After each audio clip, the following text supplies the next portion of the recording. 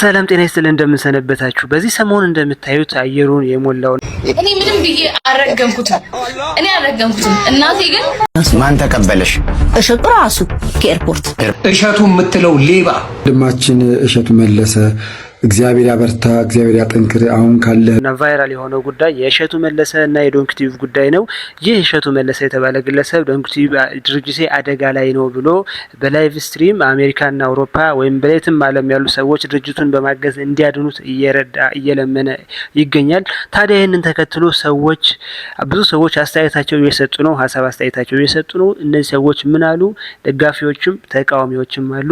እውነት ነው ይገባዋል መውሰድ አለበት እያሉ ያሉ ደግሞ ትክክል ተገቢ አይደለም። እሸቱ ራሱ ሰርቫይቭ አድርጎ መኖር የሚችልና ገንዘብ ያለው ሰው ትልቅ ድርጅት ያለው ሰው ነው። ይሄ ሰው እየመለመኑ ለሌላው ሰው የሞራል ውድቀት ያመጣል የሚሉ ሰዎች አሉ። ስለዚህ እነዚህ አስተያየቶች እያንዳንዱን እንመለከታለን። ከዚህም ተቀጥሎ ደግሞ እነዚህ አስተያየቶች ከነያሳችሁ በስተጀርባ ደግሞ በእውነታ መረጃዎችን አሁን ካለበት የአንዳንድ ችግሮች ወይም ደግሞ አሁን በቪዲዮ የነገርከን ነገር ተሻሽሎ የበለጠ ልክ እንደ ንስር ራስን አድሰህ በደንብ አድርገህ የበለጠ ለአገራችንም ለቤተክርስቲያንም ለአጠቃላይ ለኢትዮጵያ ሕዝብ ጥሩ ስራዎችን የምትሰራበትን ጊዜ ይመጣል ብለን ተስፋ እናደርጋለን። ከጎን የገባው ስገባ የምን የተበሳቆለች ሴት የምን በችግር የተቆራኘች ሴት በክብር ራሱ ዝቅ ብሎ ተቀብሎን ያስገባል። እሸቱ የምትለው ሌባ እዛ የገዳማት አባቶች ላይ የገዳማት ልጃገረዶች ላይ ሙቪ አስመስሎ እየሰራ ይሄና ገንዘብ ያለው ሰው ትልቅ ድርጅት ያለው ሰው ነው። ይሄ ሰው እየመለመኑ ለሌላው ሰው የሞራል ውድቀት ያመጣል የሚሉ ሰዎች አሉ። ስለዚህ እነዚህ አስተያየቶች እያንዳንዱን እንመለከታለን። ከዚህም ተቀጥሎ ደግሞ እነዚህ አስተያየቶች ከነያሳችሁ በስተጀርባ ደግሞ በእውነታ መረጃዎችን ለመመርመርና እውነት ሰውየው ቸግሮት ነው ዶንኪ ቲዩብ ችግር ላይ ወድቆ ነው ወይስ ተጨማሪ ገንዘብ ሀብት ለማፍራት ነው እንደዚህ የሚለውን እንመለከታለን። ከአስተያየቶቹ መካከል የባምቢ ሀበሻ፣ የዮኒ ማኛ፣ የዘመድኩን በቀለ እንዲሁም የሌሎች አስተያየቶች እንመለከታለን።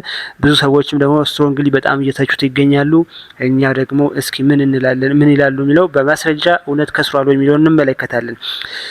ለመሆኑ እሸቱ ምን ያህል ድርጅቶች ነው የሚያስተዳድረው ብለን ስናስብ በዩቲዩብ ብቻ ከ6 በላይ ትንንሽና ትልቅ ቻናል ዋናው ቻናል ዶንኪ ቲዩብ ጨምሮ ሌሎች ትንንሽ 5 ቻናሎች አሉት ማለት ነው። ይህም ዋናው ዶንኪ ቲዩብ ቻናል 3.2 ሚሊዮን በላይ ሰብስክራይበር ያለው ሲሆን ከዛ ስር ደግሞ 5 ትንንሽ ቻናሎች አሉት።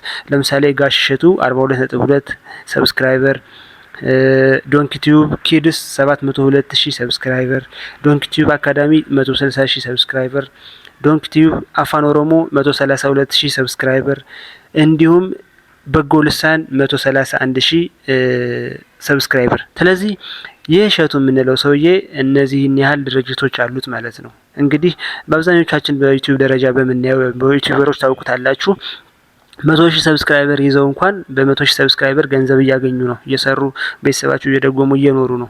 እንግዲህ እነዚህ ያየናቸው 6 ቻናሎች ከ3.2 እስከ 130,000 ያህል ሰብስክራይበር ያላቸውና እያንዳንዳቸው ላይቭ አክቲቭሊ ቪዲዮ የሚለቀቅባቸው ቻናሎች ናቸው ማለት ነው። ስለዚህ በእነዚህ ቻናል ስናይ ለምሳሌ እንኳን ዋናውን የትልቁ ዶንኪ ቲዩብ እንኳን ስናይ ከ600 ሚሊዮን በላይ ደግሞ ከግማሽ ቢሊዮን በላይ ተመልካች ያገኘና በጣም ብዙ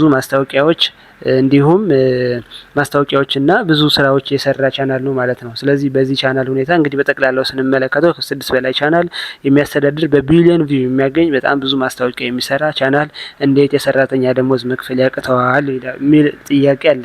የኔም የብዙ ሰዎችም ጥያቄ በፍጹም እኔ ከስራ አይችልም አቶ እሸቱ ወይም እሸቱ መለሰ እየዋሸ ነው ብዬ ነው። ከመጀመሪያው ሲጀመር እሸቱ ከ76 ሰራተኛ ወደ 46 እንዲሁም ወደ 31 ቀንሳለሁ እያለ ነው። ለመሆኑ 76 ሰራተኛ ፋብሪካ ነው ወይ ሰው እሸቱ የሚያስተዳድረው? ለአንድ ዩቲዩብ ቻናል ለአንድ ፖድካስት ተመሳሳይ ሆኖ ራሱ ለሚሰራው ከአንድ ካሜራማን ከኤዲተርና ከእንደዚህ ከስቱዲዮ ወጪዎች በስተቀረ 76 ሰራተኛ ምን ይሰራለታል የሚለው ነው። ሁለተኛው 76 ሰራተኞች ውስጥ ኢንካም ጀነሬት አያደርጉም ወይ? ከሰርኩ የሚለው ከኪሴ የከፈልኩ ነው የሚለው እነዚህ 6 ሰራተኛ ሆኖ 46 30 ሰራተኛ የሚሰሩት ነገር ገቢ ያመጣም ወይ ብለን ስናይ ገቢ ያመጣል። ምንድነው ነገሩ? ይህ ሰውዬ አፈቀላጤ ነው፣ ወሬኛ ነው። ስለዚህ እኔ ይህንን ሊከስር ይችላል ብዬ አላስብም። ምክንያቱም በማስረጃ እንይ እንግዲህ 76 ሰራተኛ 46 ሰራተኛ 31 የሚባለው ይህ ዶንክቲዩብ ሲኤንኤን ወይ ቢቢሲ ወይም ደግሞ አልጀዚራ አይደለም። በአንድ ስቱዲዮ የሚያልቅ ነገር ነው። ይህን ያህል የመስክ ዳሰሳ የለውም። ቢሄድም እንኳን የተወሰኑ ሰዎች ብቻ ይዘውት የሚሰሩት ነገር ነው ማለት ነው። መጀመሪያው ውሸቱ የሚጀምረው ከ76ም 46ም ሰራተኛ ዩቲዩብ ላይ ያስወጣ አይችልም፣ በእኔ ካለኝ ኤክስፒሪየንስ ማለት ነው። ሁለተኛው ሌላው እሸቱ ዩቲዩብ ቪዲዮ ብቻ አይደለም የሚሰራው። የምታስታውሱት ከሆነ ወጌሻ በሚል የዩቲዩብ ስልጠና በተለያዩ በብዙ ራውንዶች በብዙ ዙሮች ብዙ ገንዘብ ሸቅሏል። ኤአይ አስተምራለሁ ብሎ በጣም ብዙ ገንዘብ ሰርቷል። ስለዚህ ይህንን ሁሉ ገቢ ቢደመር እንደገና ደግሞ የዩቲዩብ ደግሞ ይሰራል። ዩቲዩብ በዜሮ አይደለም ያባዛው፣ ምክንያቱም ከዚህ በፊት ብዙ ሰዎችም በዚህ ገንዘብ የተዳደሩበት ያለ ነገር ስለሆነ ማለት ነው። ስለዚህ ይህንን ሁሉ ሲደማመር እሸቱ እየዋሸ ነው ወደሚል ድምዳሜ ሄዳለሁ። ለምሳሌ በቀላሉ እንኳን ለማየት በዩቲዩብ ጥናት መሰረት ቪወሮች እና የቪወር ሎኬሽን በማየት የሚታወቀው ቪድአይኪው ባለፈው ወር ያወጣው መረጃ እንኳን $8000 በላይ በወር ተከፍሎታል። የዩቲዩብ በዶንኪቲዩብ በዋናው ቲዩብ ብቻ ማለት ነው። ሌሎችን ቼክ አላደረኩም። በዋናው ቲዩብ ብቻ ዶንኪቲዩብ $8000 በላይ አግኝቷል። ስለዚህ ይህ $8000 ነው በቀላሉ ወደ 2 ሚሊዮን ከ2 ሚሊዮን በላይ ይጠጋል። እንግዲህ በቀላሉ እንኳን ስናስበው 30 ሰራተኛ እንኳን ቢኖረው $8000 በቀላሉ ከዚህ የነሱ ደሞዝ ከፍሎ ህንጻ ከፍሎ የሚተርፍ ነገር ነው።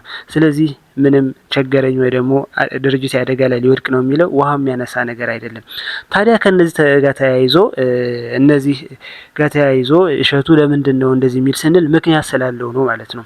አንዴ ገጠር ገባለሁ ይላል፣ አንዴ ገዳም ገነባለሁ ይላል፣ አንዴ ገጠር ገነባለሁ መንገድ ገባለሁ ብሎ ብር እየሰበሰበ እንደሆነ ታውቃላችሁ። ማስታወቂያ ሰራለሁ ይላል፣ 40-60 ይሰራለሁ ይላል። የተለያዩ የገቢ ምንጮች ስላሉት እሸቱ ቀድሞ ቸግሮታል በሚል የሰውን አፍ ለመያዝ ፈልጎ ነው።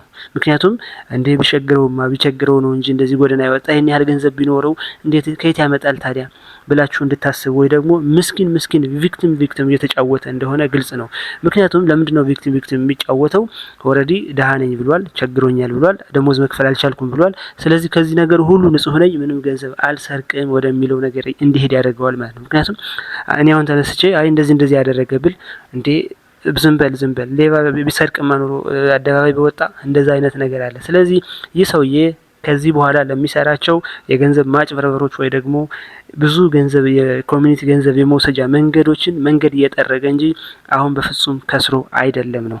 ስለዚህ ከዚህ ጋር ተያይዞ ደግሞ ብዙ ሰዎች ሀሳብ አስተያየታቸው እየሰጡ ነው። ለምሳሌ ባምቢ ሀበሻ እኔ ምንም አላልኩም እናቴ ጸሎት አድርጋ ነበር አከሰረው ብላለች። አይ ምስኪን እውነቱስ ከስሮ ነው ወይ? ዘመድኩንም እነ ዮኒ ማኛም ዘመድኩንም ደግሞ አቶ ዘመድኩን በቀለ ያው በስድብ የሚታወቅ ሰው ነው፣ ታውቁታላችሁ። ሁሉ ጊዜ ከሃይማኖትና ከብሔር እየተጠጋ ሰዎችን እንትን ከማለት ውጪ የራሱ የሆነ ሀሳብ የለውም። ይህ ሰው ደግሞ ምንድነው ያለው? እሸቱ የቤተክርስቲያን ልጅ ነው፣ ብዙ ጠላት አለው። በተለይ ደግሞ ከኦርቶዶክስ እምነት ውጭ ያሉ ሰዎች ስለሚጠሉት ይጠሉታል በጣም። ስለዚህ ከሱ ጋር አሁን ከጎኑ ቆማለሁ ብሏል። ምክንያቱም ደግሞ ፕሮቴስታንቶች እንደዚህ እሱ በሚላቸው ቋንቋ ማለት ነው የእሸቱን መውደቅ ይፈልጋሉ። ሌሎች ቤተ እምነት ሰዎችም ብዙ ጠላት አለው ይህ ሰው ብሏል።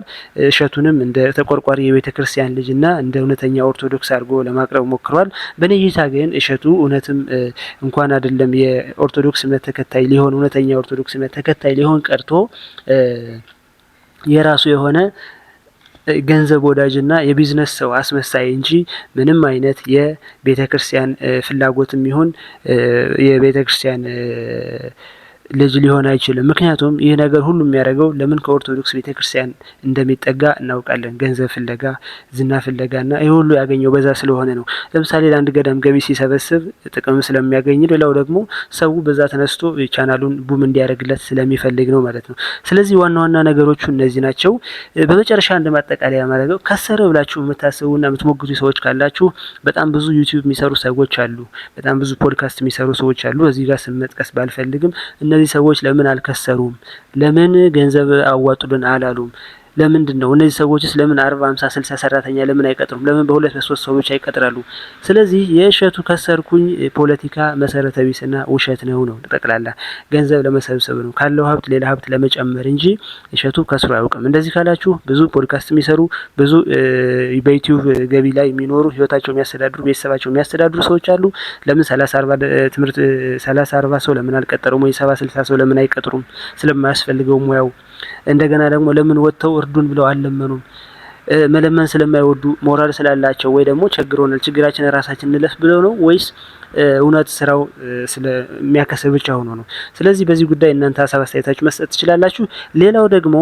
ሌላው ደግሞ እሱ ብቻ ነው ወይ የሚከስረው የሚሉ ሰዎችም አሉ። እውነት ነው ኪሳራ ያጋጥማል አንድ ሰው ስራ ሲሰራ። ስለዚህ ኪሳራ ሲያጋጥመው ሁሉ ሰው ልመና መውጣት አለበት እንዴ? ሁላችንም እንከስራለን። ብዙ ሰው ይከስራል። ብዙ ሰው ገንዘብ ሰርቶ ያጣል።